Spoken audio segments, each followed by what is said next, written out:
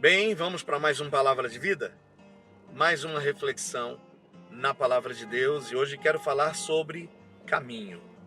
Pequeno sou, tão frágil, indefeso e carente.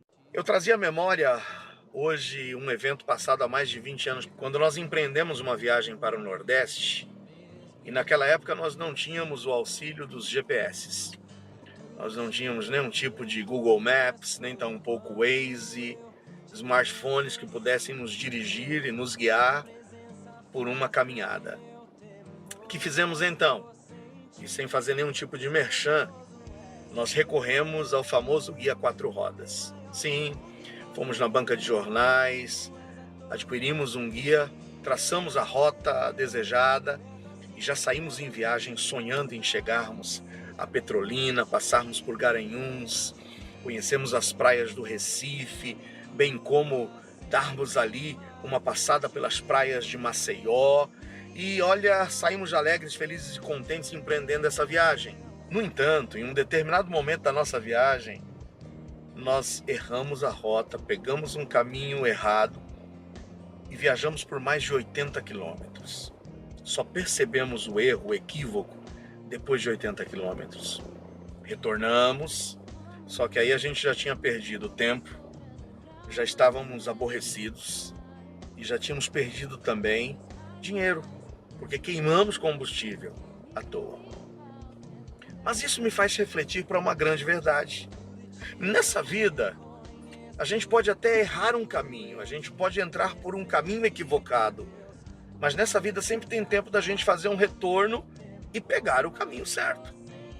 Ainda que tenhamos que passar por alguns aborrecimentos, por uma perda de tempo, por uma perda de dinheiro, mas a gente consegue retomar o caminho certo. Agora eu fico pensando com relação à eternidade. Todos nós, todo ser humano um dia terá que empreender a viagem mais temida. E essa viagem é uma viagem sem volta. É uma viagem que não tem retorno. É uma viagem que não tem atalho. E essa viagem se chama morte. É o evento que nos conduz à eternidade. E o que a Bíblia fala sobre a eternidade? A Bíblia classifica os seres humanos em duas classes de pessoas: os salvos e os não salvos. Isso significa aqueles que verão a vida e os que não verão a vida. Isso significa aqueles que estão condenados ou aqueles que serão absolvidos. Quando abrimos a Bíblia, em João 3,18, diz que quem crê no Filho não será condenado. Mas quem não crê no Filho já está condenado, porquanto não creu no unigênito Filho de Deus. Em João 3,36 está escrito que aquele que crê verá a vida, mas o que não crê jamais verá a vida, porque a ira de Deus sobre ele permanece. Portanto, após a morte, só existem dois destinos: ver a vida ou não ver a vida, ter a vida ou não ter a vida, ser absolvido ou ser condenado, ser salvo ou estar perdido. E o que significa os adjetivos positivos? Gozar a eternidade com Deus. E o que significa os adjetivos negativos? É estar separado de Deus por toda a eternidade. O que determina nós podemos estar trilhando o caminho que nos levará à vida, o caminho que nos levará à presença de Deus. O que determina é você estar no caminho certo. A Bíblia diz em Provérbios 14:12 que tem caminho que ao homem parece ser direito, mas o seu fim leva à morte. Que caminhos podem parecer ser direitos, mas que podem nos levar à morte, à separação eterna de Deus, à condenação eterna? Primeiro, é o caminho da religiosidade, o caminho da devoção. São muitos que acreditam que por serem religiosos, por pertencerem a um movimento religioso, por pertencerem a uma denominação, ou por serem devotos a entidades ou a santos, ou mesmo serem devotos à liderança do seu movimento religioso, pode os levar à presença de Deus. Mas sabe o que a Bíblia diz? A Bíblia diz na 1 de Paulo a Timóteo 2,5 que há um só Deus e um só mediador entre Deus e os homens, e esse alguém é Jesus Cristo, o homem. Se você acha que pelo caminho da religiosidade Se você acha que pelo caminho da devoção você pode alcançar a vida eterna, esse é um caminho que parece direito, mas que vai te levar à morte, vai te levar à separação eterna de Deus. Não tem nenhum movimento religioso, não tem igreja, não tem xamã, não tem sacerdote, não tem padre, não tem pastor, não tem bispo, não tem apóstolo que possa te levar à presença de Deus. Mas há um só Deus, e se cremos que há um só Deus, só tem um mediador entre Deus e os homens, entre Deus e você, e esse alguém é Jesus Cristo. Alguns acreditam que podem alcançar a vida eterna, chegar até a presença de Deus, tendo uma segunda oportunidade, a chance, quem sabe, de uma reencarnação. A lei do karma traz um ensinamento de que a gente nessa vida aqui não tem como mudar a trajetória, mas que a gente terá depois uma outra oportunidade, uma reencarnação, uma nova vida, que hoje a gente tem que pagar aqui, quem sabe, os erros das nossas vidas passadas. Sabe o que a palavra de Deus diz em Hebreus 9:27? Diz que aos homens está ordenado morrerem uma só vez, vindo depois disso o juízo.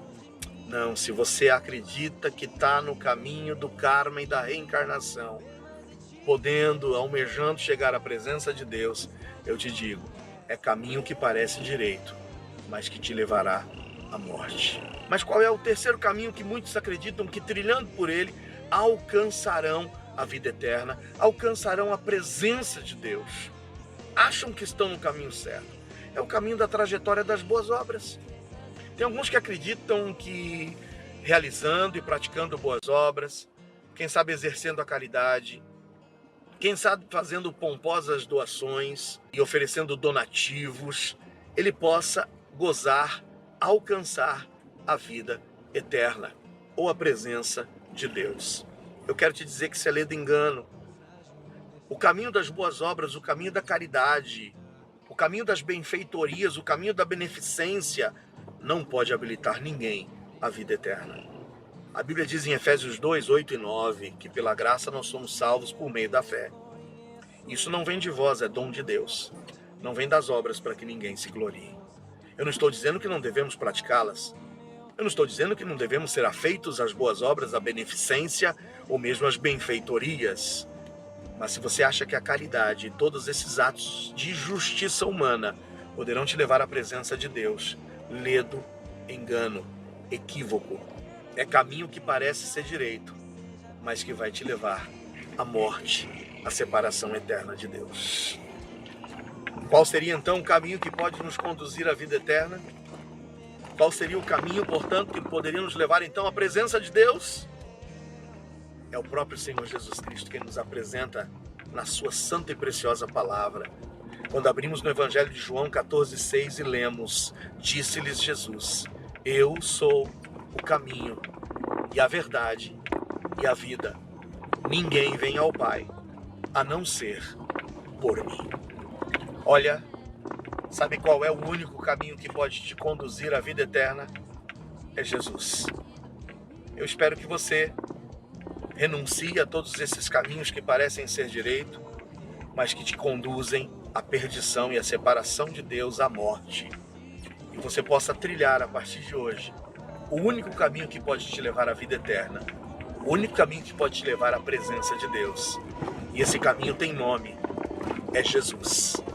Entre por esse caminho, vá rumo à vida eterna e que Deus te abençoe.